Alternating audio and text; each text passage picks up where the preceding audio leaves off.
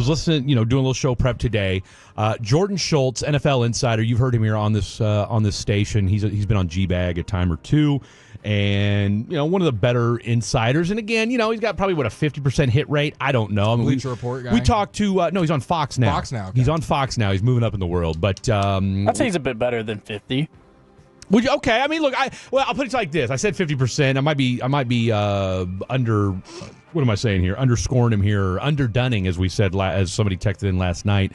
But we asked Broadus and Chief before the show during one of the breaks because we'd had them on. I said, what y'all's thoughts on this dude? Because he had something interesting to say today on Colin Cowherd about 3 teams that might be in the mix for one Mr. Bill Belichick.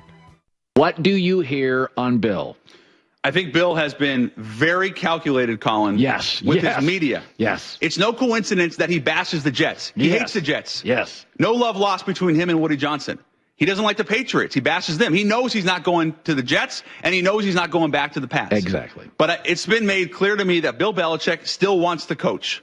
Okay, I don't think anybody really knows what he sees full control or not. I know it's important to him, but how important we'll have to find out. There are 3 teams I'm going to give you. Jacksonville, number 1. He would have essentially full operating control there because of the owner and Shad Khan.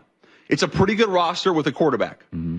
You think about number 2. This is interesting to me. Dallas. Mike McCarthy's, they've won a couple straight, but it's also really important to note that McCarthy does not have a contract after this season. Also, Dak's contract is punitive. Yeah, absolutely. And if Bill were to go to Dallas, let's say they move on from McCarthy, they say we're not going to bring you back.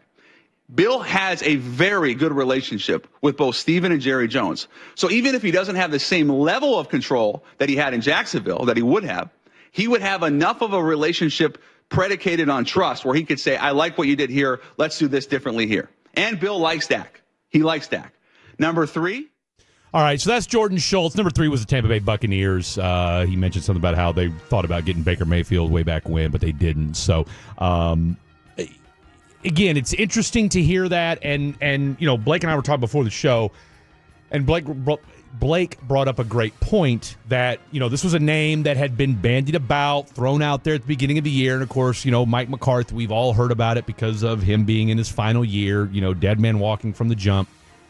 But to me, a couple things why this seems a little more pertinent now as opposed to it just being, rampant speculation when the year started. A couple things. One, he interviewed with North Carolina, and I put interview in quotations or air quotes because look, if Bill Belichick wanted the North Carolina job, he'd have it. I don't even would there be an interview. Yeah, exactly. This is as much about him helping out North Carolina as much as it is about North Carolina helping him. And showing maybe NFL teams, hey, I'm back in the saddle. I saw, and Jordan Schultz actually had social media'd that out on his different platforms or whatever. I mean, I don't think he needs to necessarily go to North Carolina for people to think, oh, really? Bill's interested in, he's literally been on every freaking media television, social media program that's alive, okay? If there's an NFL show on Mars, all right, guess what?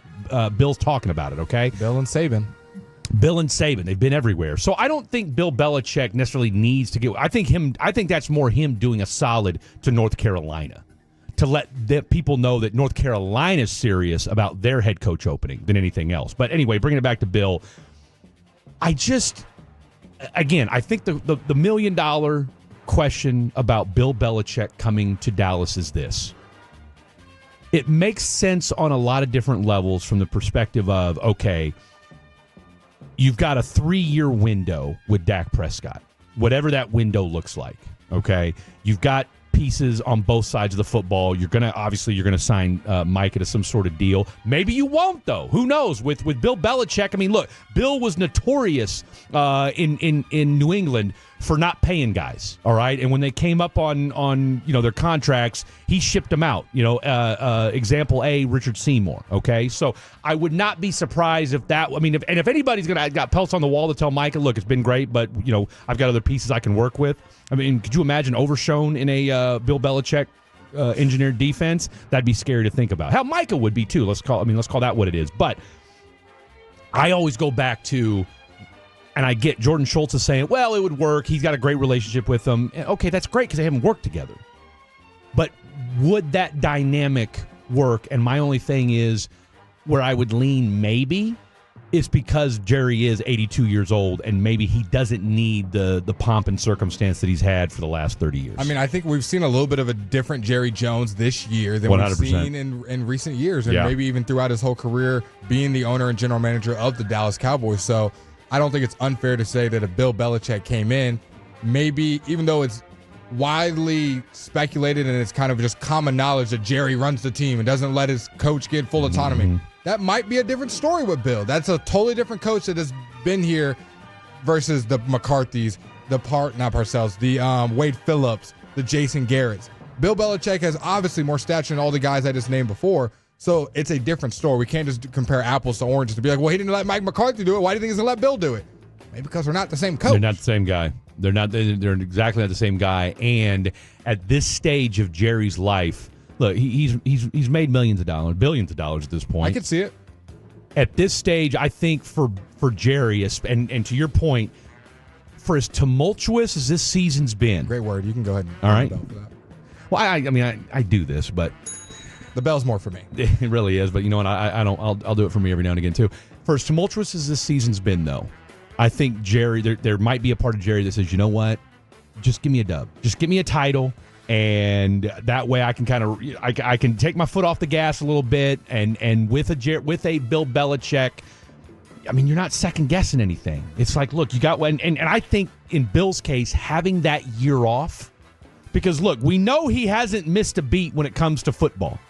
We know this guy is in it to win it, and we know that he's got something to prove. You get a hungry Bill Belichick, and you get a Jerry Jones that signs off on it and says, Bill, do your thing.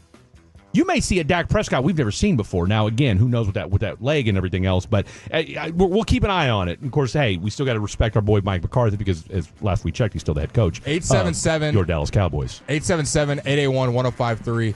Text in this simple question and answer the simple question.